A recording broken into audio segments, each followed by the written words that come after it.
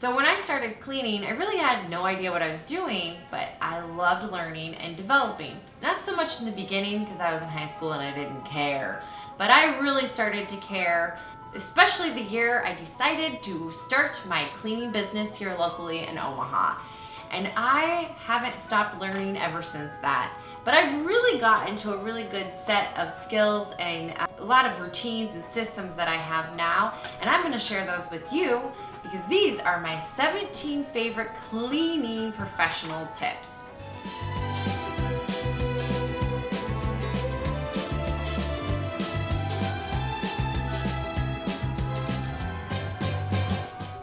Number one, top to bottom.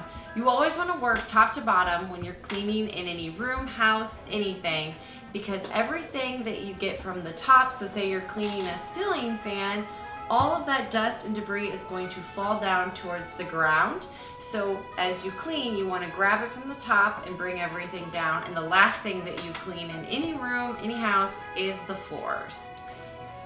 Number two is you want to work with the grain. So for instance, a lot of wood floors, you can see the grain in the wood floors and stainless steel.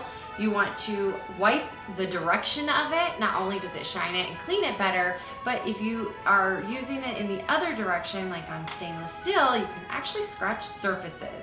But it's all around a better clean to just go with the grain.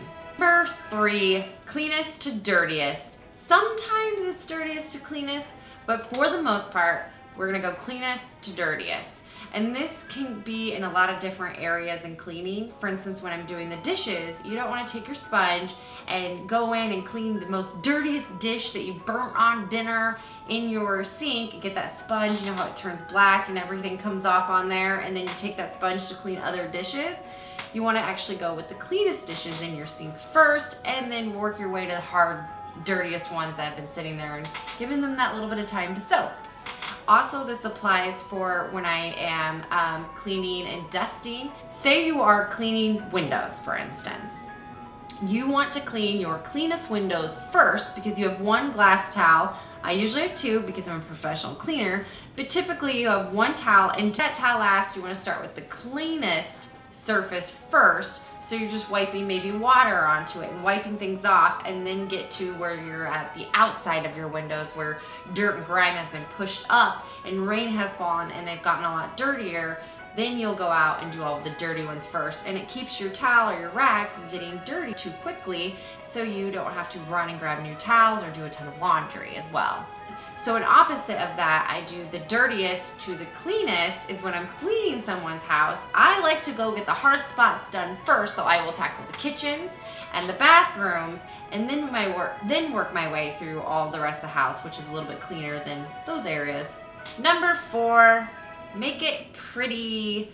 So what I mean by this is just when you put everything back after cleaning, set it up nicely, turn the labels so they're facing you, make it like staged in a sense. Like when you go to a hotel and they put the towels out all nicely and they put the bottles labeling towards you, and they fold your toilet paper, which I do.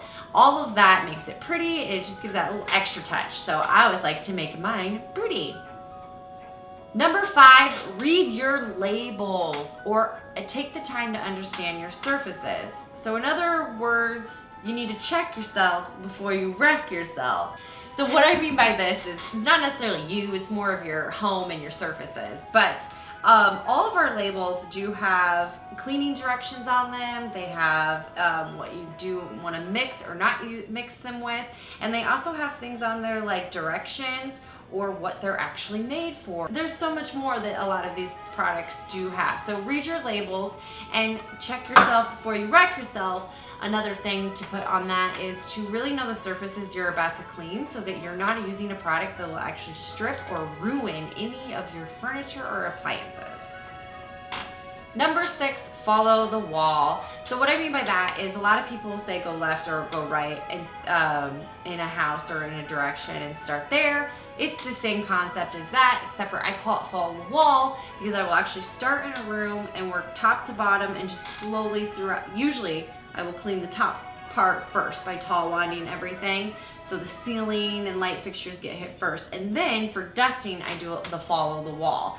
So there is when I would start on one spot and then just follow the wall, and all of the furniture and all of the decorations that come along with that wall or that section, whether it's a couch or a table, and you just kind of work your way through the room. And then I spiral it. So if you have furniture that's in the middle of the room, it's not up against the wall, you kind of work around the wall, then you start with the first piece that's out, and then work around that all the way to the center of the room, and you finish, and then you can finish with your floors.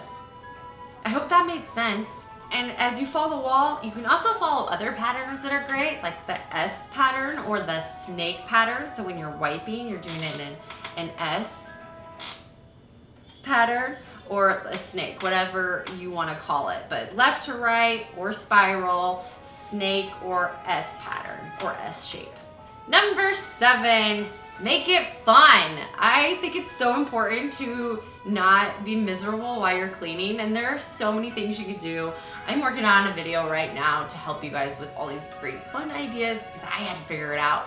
But have fun with it, whether it's dancing or music or watching TV in the background or having a podcast on or just listening to music, whatever. Find something that makes it fun for you and do it. Make it fun. Number 8, set yourself up to win by preparing, planning, prepping, and pre-soaking. These are the 4 P's that are important, but they're basically ways to kind of really help yourself be more efficient when you clean. For instance, when you plan, you know what you're cleaning, how much time you have, whatever day you have, and projects you can get done, so you can actually have a good idea of what you can actually accomplish. And if you plan and prepare, you'll have all the stuff you need with you going forward, so you're not having to run to the store to get a product that you're out of. You gather everything so you're not going from room to room, which will happen. It does that. But if I didn't plan and prepare before I walked into my clients' houses and I ran out of stuff, it would be terrible and make my job harder too. So make sure you prepare, plan, and then also pre-soak. And what I mean by this is I like to prepare an area by taking everything out, and if you can spray something that can sit on there and do a lot of the job for you, go ahead and give it a little pre-soak. Number 10, water, H2O. I love water. I can't clean without water. I mean, we clean our clothes with water, we clean our dishes with water, we clean our house with water. It is the most important thing. And it's also one of our worst enemies, because with water brings moisture, and moisture brings mold and bacteria and all those things that we really don't want in our house.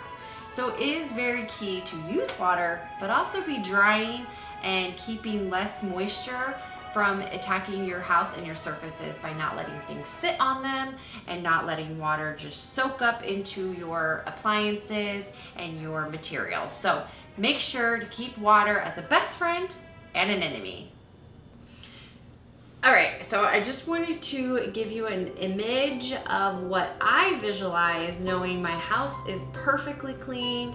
I did all the housework today. I've cleaned, and then I showered, and I've sat on the couch to enjoy a movie or a show that I've been looking forward to. I think of this moment when I'm starting to lose that energy in the middle of the storm that is cleaning.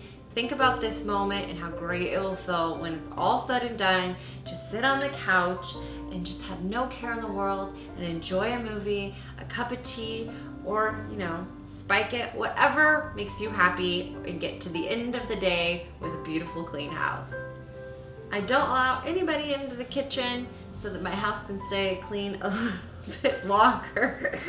But I do like to reward myself with dinner that night. If it's a big deep clean, not just a quick little clean, but it's a deep clean, I did that full throttle clean. I don't like to cook dinner because I'm exhausted. I don't want to have to clean up after I've cooked, and I don't want to mess up my beautiful clean kitchen. So my reward a lot of times is going out to eat, or now that we can't go out to eat, I would say go out on a picnic and eat outside somewhere that's beautiful if it's a beautiful day. Another thing you can do is come home watch a movie and eat in front of the TV with your family, and then all you have to do is clean up right there afterwards. It all sounds good to me, not having to cook. One less thing I've got to do on the day that I got to clean. You know what I'm saying? Number 11. This one's kind of not so much a cleaning tip, it's more of a tip when you're buying furniture or installing anything into your house or your building. But when you go to buy something, think about the cleaning of it. For instance, you're buying a new coffee table. Well, we use our coffee table all the time. So we're not gonna buy something that's really nice wood that if the kids have to put a coaster down or it'll leave a watermark. Like, we're not gonna put that right there in the middle of the living room where we all enjoy refreshments. Or if you don't like cleaning, think about the colors and the patterns and the material that you're using, because a lot will collect dust and some won't. Some will show dust and some won't. And I know that people like the detailed like beds, back bed splashes or furniture, but that's where dust likes to get in and stay and live. And if you take care of it, beautiful. But if you're not one to clean, kind of keep that in mind when you buy your next thing. Tip number 12, the weather. I like to factor in the weather if I have outdoor projects or if my cleaning needs to be taken outside to do some cleaning.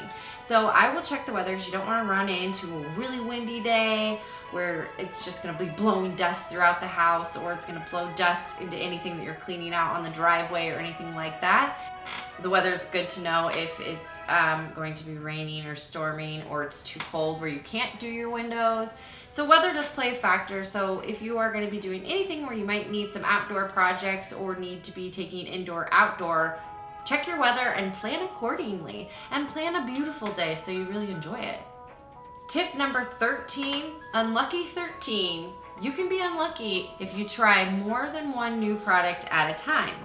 What I mean by this is if you're going to try something brand new on a certain material, don't combine a bunch of different stuff on it to try to get like a stain up or to try to really get a surface clean, because you could be combining different chemicals and that could be really bad for you and your surfaces.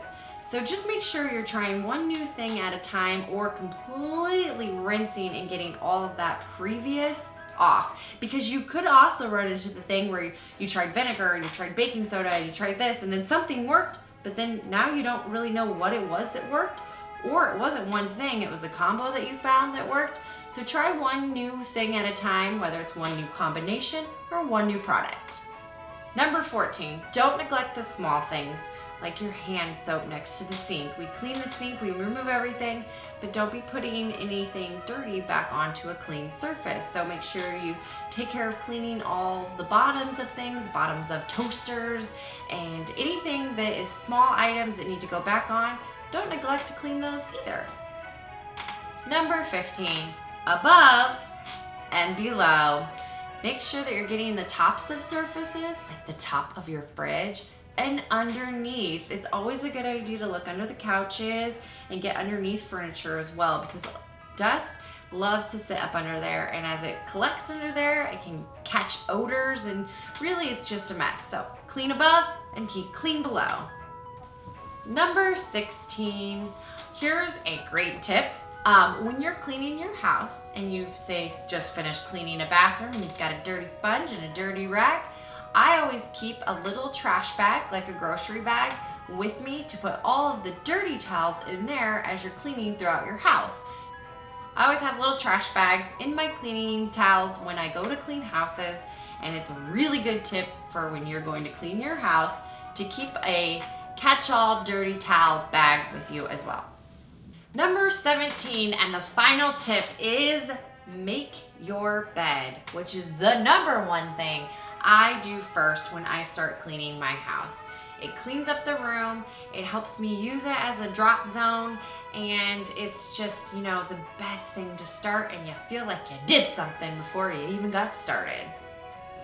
Alright, that's it. Thanks so much for watching, and I really hope that one or two of these are something that you can implement in your house and in your cleaning and really show off your new cleaning skills to your family. So, don't forget to subscribe if we vibed and like if you learned.